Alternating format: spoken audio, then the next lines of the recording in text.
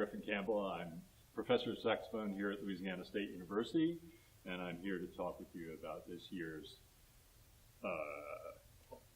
Etudes for All-State Audition. It's Set 3, Etudes 15 and 28 from the Fairling Studies, and this is number 15. Both of these etudes this year are in minor keys, so there are a lot of accidentals to keep track of. However, you don't have to worry about it too much because none of the accidentals in this etude, number 15, carry through the bar except for one. And I hear this accidental missed many times in auditions, so let me warn you in advance that the first measure of the second line of the piece, the G sharp, carries through the bar. And there's a G sharp at the end of the bar. Don't miss it. It will make us all very happy if you play. That's thing number one. Thing number two is that this has a rhythmic problem. It's not a giant problem, but it's unfamiliar to many people, and it's double dotting. There are 3 double dotted quarter notes in this piece, and that's effectively tying a quarter note to a dotted 8th note, because the second dot adds half the value of the first dot. So when you're reading this, be sure you're counting properly.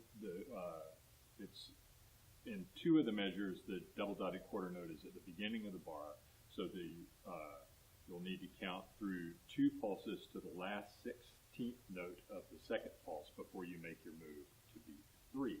And in the third instance, it starts on pulse 3, so you'll need to count through 3, 40, and that'll be the placement of the last 16th note in the third line, third measure. Okay, so those 2 things. I need to also point out these 2 trills that are in this etude. They're kind of difficult trills because they're awkward. So it'll take slow practice, very slow practice, to make sure that you can do them. The first one involves a motion from F sharp to G, and then a termination of the trill on E sharp. So it's the right hand that's the problem.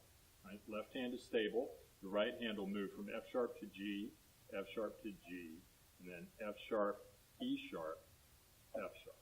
This cross fingering is necessary but difficult.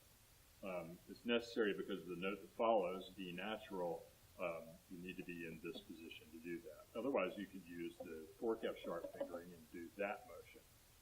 But given the problem that we have here, you have to do the trill here and then the termination of the trill there. So slowly, F sharp, G, F sharp, G, F sharp, E sharp, F sharp. And then D natural is the next pitch.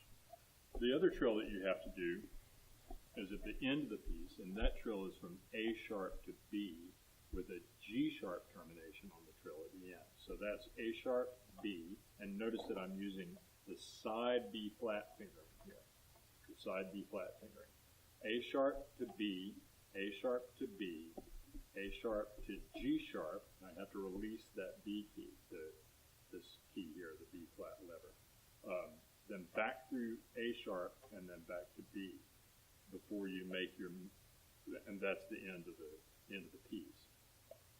The difficulty here is the coordination of the G sharp to A sharp, and you guys have all had this problem when you play, say, your A flat major scale or your B major scale.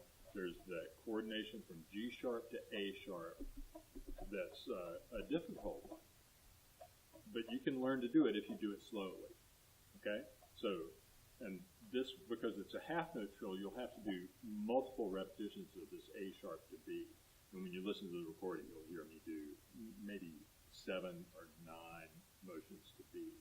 1, 2, 3, 4, 5, 6, 7, 8, 9, yeah, right?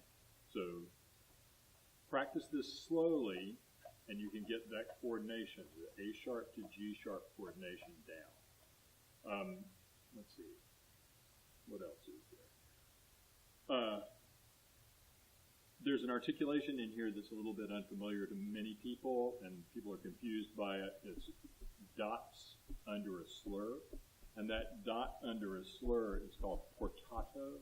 It looks like staccato with a slur over it. And that means that you need to generate a little bit of an accent on each of the notes and a little bit of decay, but not the kind of space that you would generate if it were actually a staccato. Okay? So a light accent is what you're looking for. The biggest difficulty in this etude is the legato style of it. The possibility of playing this kind of seamless, almost singer-like line. So the important thing here is to sustain your air when you're moving your fingers. Don't make big changes in your airstream when you're moving your fingers around. It's really important that you sustain your tone from note to note. These aren't very long phrases. You can keep your air going very easily, but you've got to make sure that